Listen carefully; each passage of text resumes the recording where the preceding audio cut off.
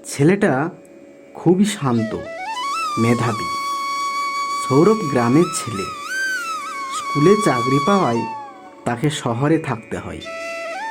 স্কুলে ছাত্রছাত্রীদের সেমিস্টারের খাতা দেখা, পড়ানো, এসবের মাঝে আবার বিএলওর দায়িত্ব এসে পড়েছে সৌরভের উপর। চরকল্যাণপুর নামে এক গ্রামের বিএলওর দায়িত্ব পেয়েছে সৌরভ। সৌরভ একটা চেয়ারে বসে ভাবছে কিভাবে সেখানে পৌঁছাবে, যদিও চিঠিতে সেই গ্রামের ঠিকানা লেখা আছে।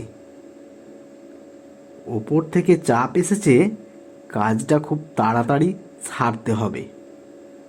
না, কাল সকালেই বেরিয়ে পড়তে হবে চরকল্যাণপুর গ্রামের উদ্দেশ্যে। সৌরভ সকালে রওনা হয়ে স্টেশনে পৌঁছালো।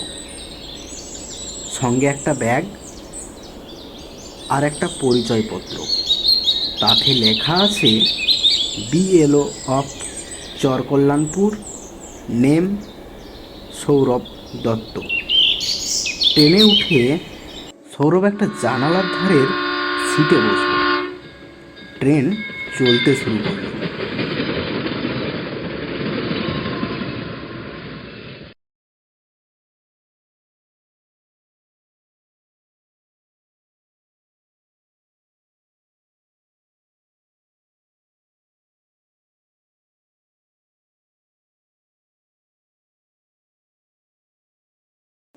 শেষ স্টেশন আসার আগেই সৌরভের চোখে পড়ল একটা মাঝবয়সী লোক তার সামনাসামনি বসে আছে।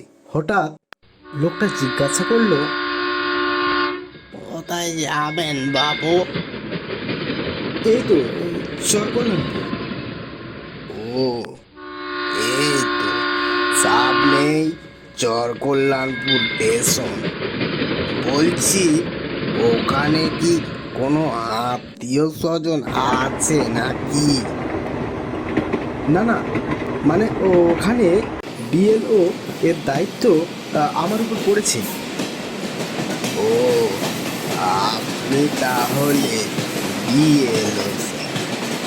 বলছি, আগে কখনো এসেছেন নাকি এ গ্রামে?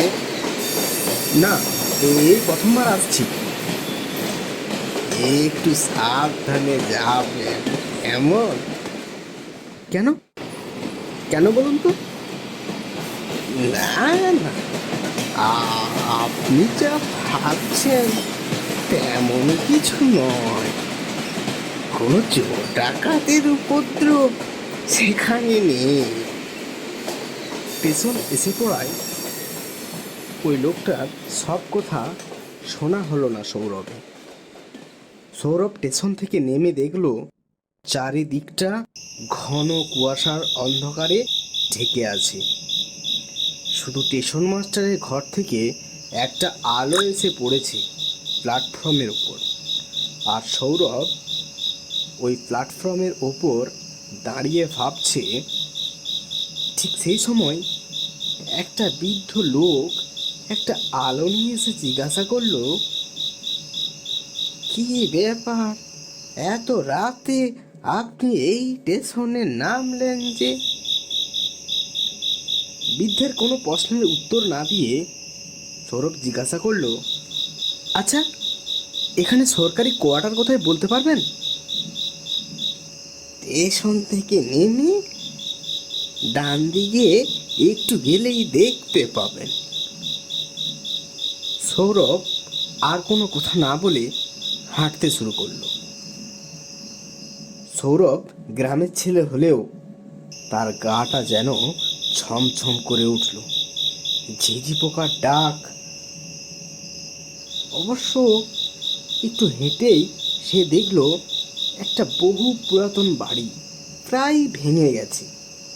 অফিস থেকে যে চিঠিটা দেওয়া হয়েছিল সেখানে বাড়ির নাম্বার ছিল CH4897, কিন্তু এই বাড়িতে কোনো নাম্বার দেখতে পেল না সৌরভ। সৌরভ বাড়ির দরজাটা জোরে ধাক্কা দিতেই দরজাটা খুলে গেল। ঘরের মধ্যে ছিল একটা চৌকি আর একটা জলের পাত্র। সারা দিনের জার্নিতে সৌরভ ক্লান্ত হয়ে পড়েছিল।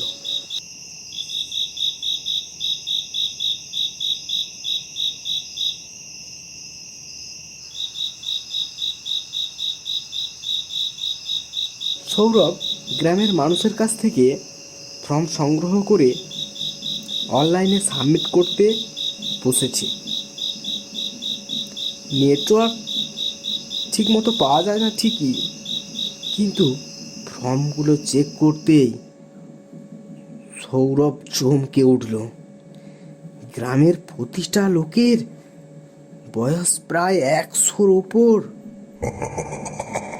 কারো কারো বয়স আবার 200-র উপরে।